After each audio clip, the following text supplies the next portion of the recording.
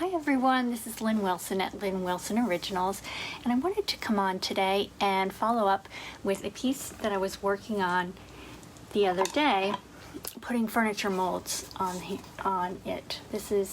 I had a plain heart, brown wood heart box, and we were putting these furniture molds on. And if you were watching, I was unable to get my bottle of resin open. I like the Amazing Casting resin, and so I was using another product that I had, which is air dry clay, and I had tried that once before, and I found that I don't know if I didn't keep it, let it set up long enough, but a lot of these small pieces broke when I tried it last time. So this time I let it dry sufficiently, and I still found that for pieces like this, big molds, it was fine. No breakage for these leaves. But what I did, I still had breakage when it came to stems like this.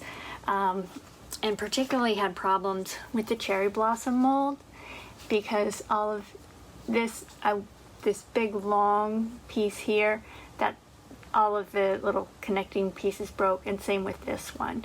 So I don't know. I was able to glue some of them back together onto my piece, but I still think I prefer the Amazing Casting resin.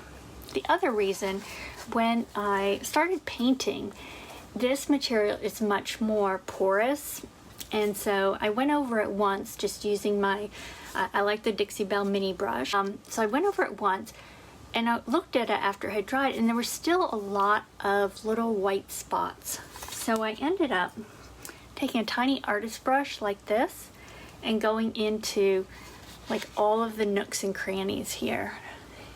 There's a lot of white still, like, all in through here, all the recessed areas. So, and maybe with the resin it's slicker, and so that's why the paint just slides better. I'm not sure. So we've got this, and one of the reasons I like to put things like these molds on plain furniture is it gives you something to put waxes on or glazes. It adds more interest to the piece. So usually before you use a wax or a glaze, you want to seal your paint, because it's porous. It's going to absorb whatever you put on there, and if you change your mind or you want to move the wax or move the glaze, it's going to be hard to get completely off. I did a white piece once, and I painstakingly got it all painted perfect, and then I used some dark wax, and I didn't like the look. It looked kind of dirty to me, and I went to try to wipe it off, and it had just absorbed into that paint, so I had to repaint again. But in the essence of time, I like using the clear top coat, because I think that gives you the slickest surface that you can move your other products across. Or I like Best Stain Wax, but this is called Easy Peasy Spray Wax, and it certainly is easy. I don't often use this to seal a piece, but I will use it to seal decor waxes. And I'm going to try it today on this piece and see if it will still allow me to move the waxes that I add on top of it. So you want to shake it real good. And it quits making a sound when it's ready. And you just lightly mist. Let's see. You can see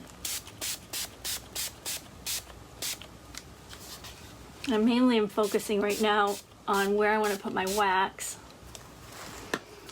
And then you wipe it off with a lint-free rag.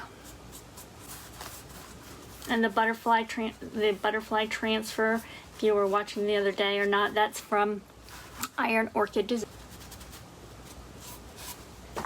So I have several different waxes that we're going to try.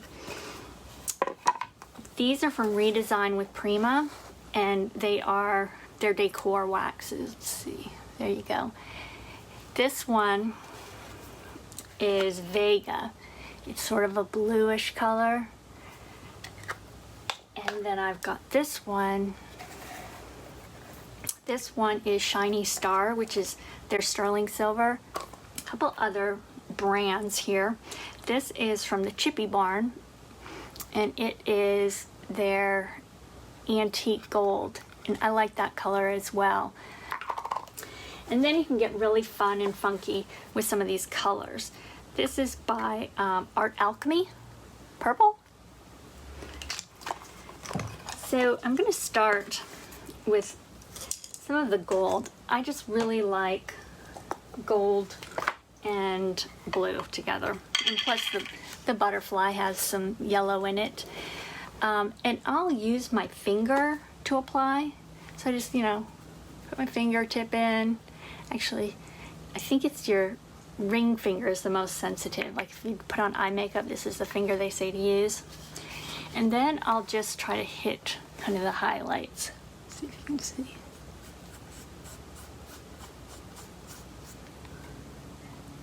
It's just adding a little gold shimmer to it. And I think I'm going to use some other colors, so I'm going to spread the gold out. Really wish I had a green right now because I put the green on the stems. So that's the gold. Let's see. And let's try the blue. So this is called Vega. See what that looks like. I'll pick another finger. And maybe try that on here.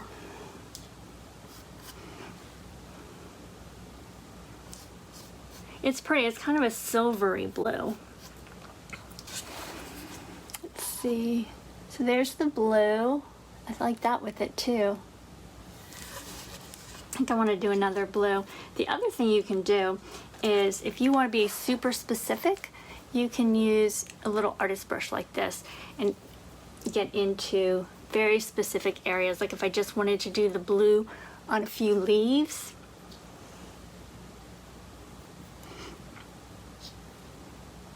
and maybe I wanted to put some gold in the middle and mix the two up. See if you can get a feel for what that looks like. Wish I could find my pink. I had the pink out, but I seem to have misplaced it.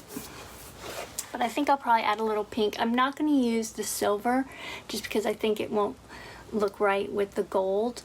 But I will post a picture of this on my Facebook page and also on my Instagram page once it's completed.